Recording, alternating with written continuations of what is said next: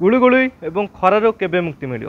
हाँ आज्ञा मुझे के आप देखते नुआइड्रे के चैनल आपण को आम चैनल को स्वागत। तो गत 2 दिन हम राज्य में खरा और गुळुगुळु देखा मिली। तो आगामी जून 9 तारीख पर्यंत यही पाग देखा मिल। तार मुख्य जदि कारण कहवा उत्तर भारत उत्तर पश्चिम वायु गरम वायु ओडिशा मध्य प्रवेश होची, जहाँफल कि तापमात्रा व्यापक मात्रा परिवर्तन घटे 4 ରୁ 5 डिग्री तापमात्रा आज बढ़ी। अच्छा 2 तारीख आज 4-5 हठात तापमात्रा बढ़ी और स्थानीय कारक स्थानीय कंडीशन ताको 1 ରୁ 2 डिग्री बढ़ार संभावना रही।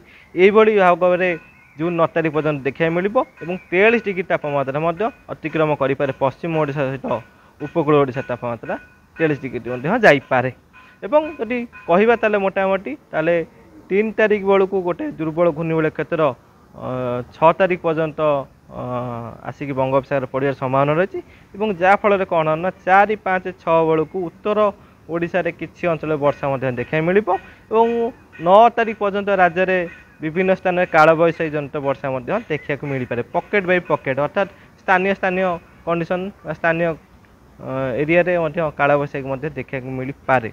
तो यही भाव में 9 तारीख पर्यंत पाग रही। 9, 10 बेलू पश्चिम एवं दक्षिण पश्चिम वायु आरब सागर प्रभावित कर बंगोपसागर पर्यंत, जहाँफल कौन हम ना 10, 11 बेलू उत्तर बंगोपसागर पार्श्ववर्ती पश्चिम केन्द्रीय बंगोपसागर और दक्षिण ओडिशा और उत्तर आंध्र प्रदेश उपकूल एक घूर्णिबल क्षेत्र सृष्टि होवार संभावना रही।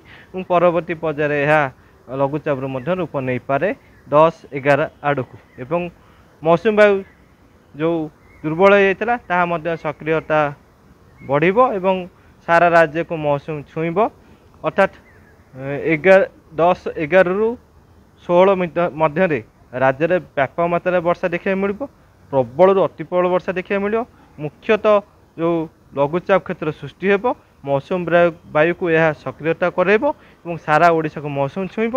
ता सहित रजरे भल वर्षा देखा मिल उपकूल ओडिशा सहित दक्षिण ओडिशा और दक्षिण पश्चिम ओडिशा भल वर्षा देखा मिल। जहाँफल जदि कहवा लगुच ये रज पूरा फिका कर प्रबल वर्षा देखा मिल ओडिशा रे। जेहेतु आज 2 तारीख आम कथा होचे 10 ରୁ 12, 15 दिन कथा।